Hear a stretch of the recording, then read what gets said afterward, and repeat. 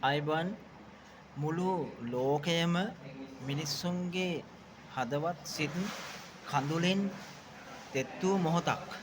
ඔබ දන්නවා සිදුවීම මොකක්ද කියලා? නේපාලයේ සිදුවීම නොසිතූ ලෙස මහා ජල ගඟක් මිනිස්සුන් ගේ ජීවිත උදුර ගනිමින් මිනිස්සුන් ගේ ජීවන වලට දැඩි බලපෑම් එල්ල කරමින් නොසිතූ ලෙස මහා ජල ගඟක් වේගින් ඇදීම ඔබ සියලු දෙනාම දන්නා වූ කාරණයක්. හැබැයි මම කතා කරන්නේ වෙනස්ම කතාවක්. මේ අතරේ කරදරයක් වුණාම පිහිට වෙන්න මිනිස්සු පිරිසක් ඉන්නවා.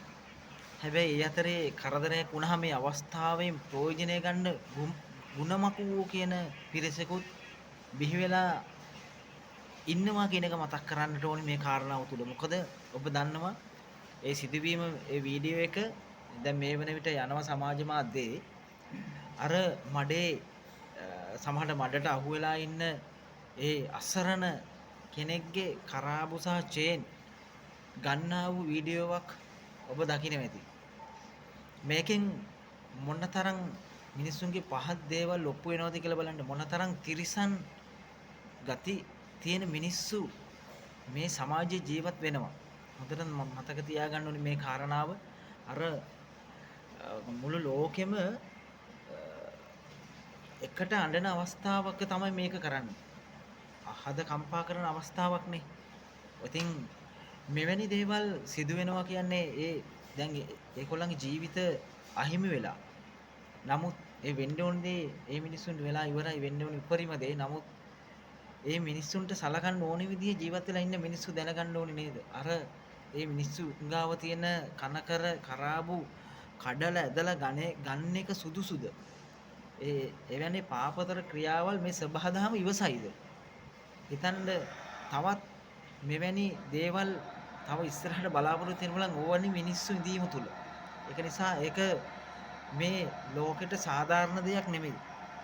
හරි ඒක නිසා හොඳ පාඩම් අපිට තියෙනවා මේකේ. අර අසරණ වෙලා ඉන්න මිනිස්සුන්ට උදව් කරන්නේ නැතුව.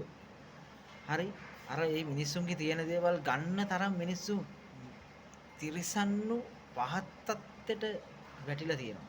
ඉතින් මේක ගැන කතා කරන්න මේ වීඩියෝ ගැන ඔබ බලන්න නැති සමහරට මේ වීඩියෝව.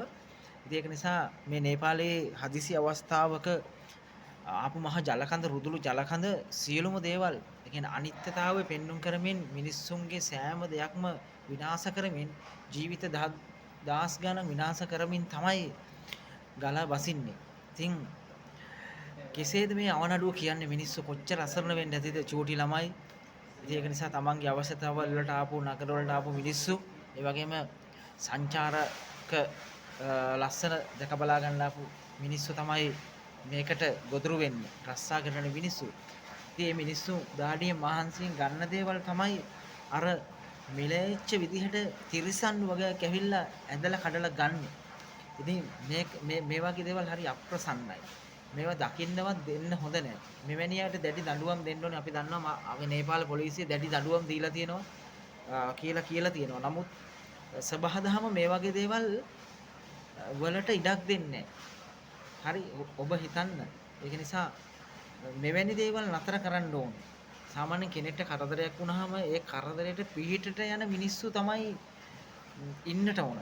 නමුත් ඔබ හිතනවාද පිහිටට ගිහිල්ලා මෙවැනි දේවල් කරන ම්ලේච්ඡ මිනිස්සු මේකේ ඉදීම තුළ මේ සබහා ධර්මය හරියටම ඔබට හරි දේ දෙයි කියලා නෑ.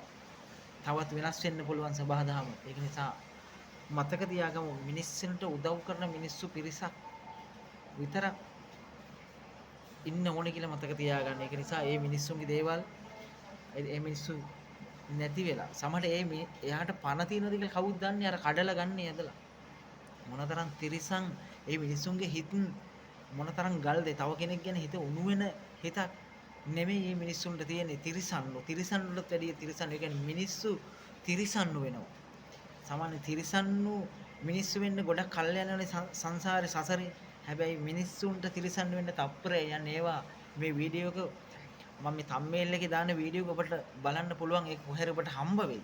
ඉතින් ඒක නිසා ඒක ගැන කතා කරේ එකයි මෙවැනි පාපතර ක්‍රියාවන් කරන මෙවැනි සිදුවීම් වලට ඒ කියන්නේ මිනිස්සුන්ගේ උණු වෙන හිත් නැති හරි ඒ හදවත් උණු වෙන්නේ නැති හදවත් තියෙන මිනිස්සු මේ ලෝකේ ඉන්නවා කියන්න හොඳ උදාහරණයක් මේක. ඒක නිසා මෙවැනි දේවල් සිදු නොවෙන්න වග බලාගෙන තමයි හොඳම දේ. මම ඒකට තමයි කතා කරන්නේ. ඒක නිසා මේ වීඩියෝ එක බලන්න, ෂෙයා කරන්න, සියලු දෙනා අතර යවන්න. ඒකයි ඉල්ලීම.